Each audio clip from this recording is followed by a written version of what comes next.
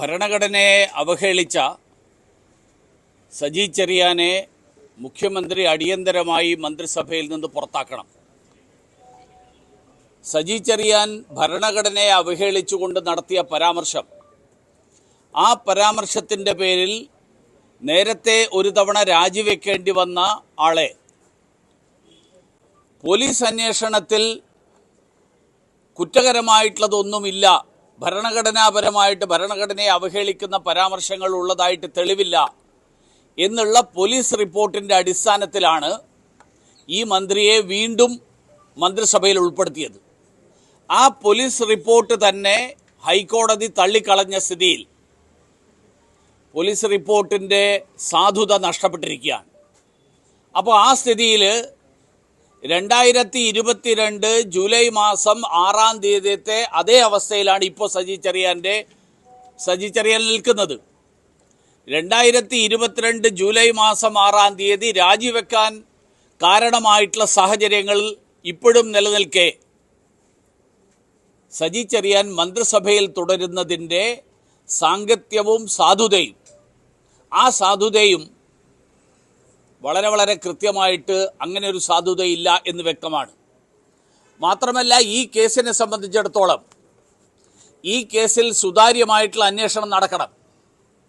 നേരത്തെയും നടന്നിട്ടുള്ളത്, ഈ കേസിനെ സംബന്ധിച്ച് വ്യക്തമായിട്ടുള്ള തെളിവുകൾ ഉണ്ടായിട്ടും കേരള പോലീസ് ഈ കേസിൽ സജി ചെറിയാൻ അനുകൂലമായി നിന്നുകൊണ്ട് കേസ് തേച്ചുമാച്ച് കളയാൻ പറ്റുന്ന വിധത്തിലുള്ള ഒരു റിപ്പോർട്ടാണ് തയ്യാറാക്കി നൽകിയത്. ആ റിപ്പോർട്ടിൻ്റെ അടിസ്ഥാനത്തിലാണ് മജിസ്ട്രേറ്റ് കോടതി ആ റിപ്പോർട്ട് അംഗീകരിച്ചതിൻ്റെ അടിസ്ഥാനത്തിലാണ് സജി ചെറിയാനെതിരായിട്ട് ഭരണഘടനയെ അവഹേളിച്ചു എന്നുള്ള കുറ്റം നിലനിൽക്കില്ല എന്നുള്ള വാദം മാർക്സിസ്റ്റ് പാർട്ടി ഉയർത്തിയത്. അങ്ങനെ പോലീസിനെ ഉപയോഗിച്ചുകൊണ്ട് കേസ് തേച്ചുമാച്ച് കളയുന്ന സ്ഥിതി, ആ സ്ഥിതി ക്രൈംബ്രാഞ്ചിൻ്റെ അന്വേഷണത്തിൽ ഉണ്ടാവുന്നില്ല എന്ന് ഉറപ്പുവരുത്താൻ ഹൈക്കോടതി പ്രത്യേകം താൽപ്പര്യമെടുക്കണം എന്ന് ഞാൻ ആവശ്യപ്പെടുകയാണ്.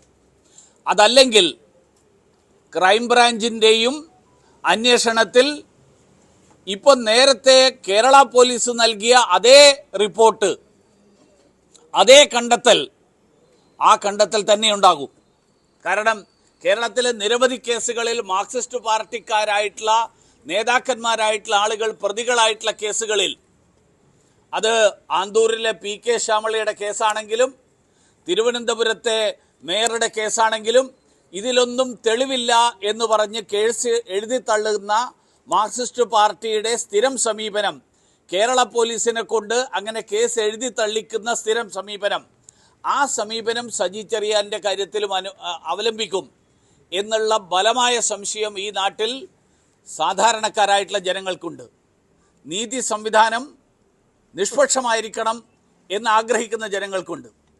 ഭരണഘടനയോട് കൂറ് പുലർത്തും എന്ന് സത്യപ്രതിജ്ഞ ചെയ്ത് അധികാരമേറ്റെടുത്ത ഒരു മന്ത്രി ഭരണഘടന ഇന്ത്യയിലെ തൊഴിലാളി വർഗത്തെ ചൂഷണം ചെയ്യുന്നതാണ് എന്ന് വിശ്വസിക്കുന്ന ആളാണെങ്കിൽ അദ്ദേഹം ഈ സത്യപ്രതിജ്ഞ ഭരണഘടനയോട് കൂറ് പുലർത്തും എന്ന് പറഞ്ഞ് നടത്തിയ സത്യപ്രതിജ്ഞയ്ക്ക് ഒരടിസ്ഥാനവുമില്ല.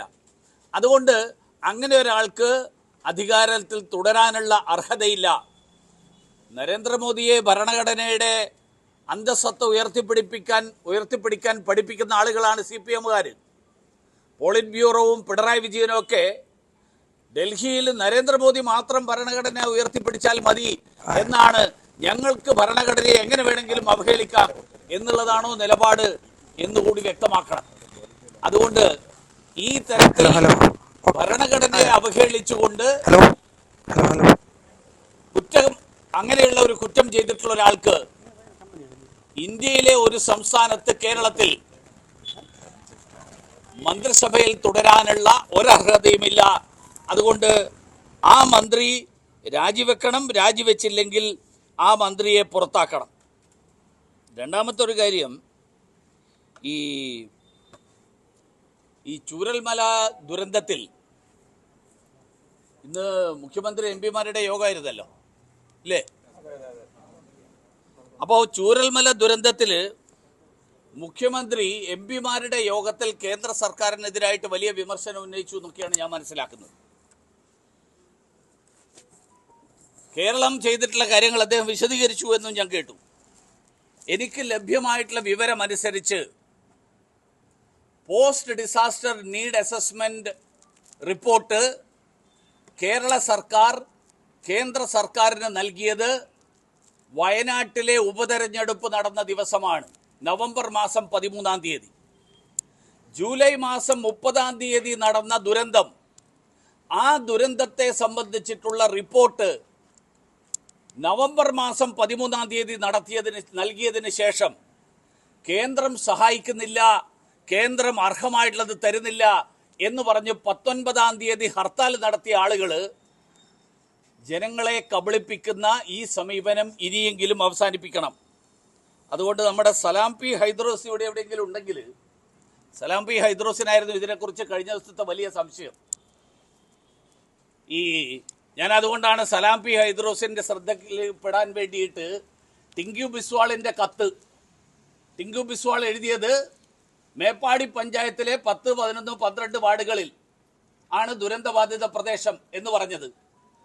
ഈ റിയാസ് മന്ത്രിയും സിദ്ദിഖ് MLA കൂടി വയനാട്ടിൽ മുഴുവൻ ഒരു പ്രശ്നം ഉണ്ടായിട്ടില്ല, ആകെ 3 വാർഡിലെ പ്രശ്നം ഉണ്ടായിട്ടുള്ളൂ എന്ന് പറഞ്ഞത്.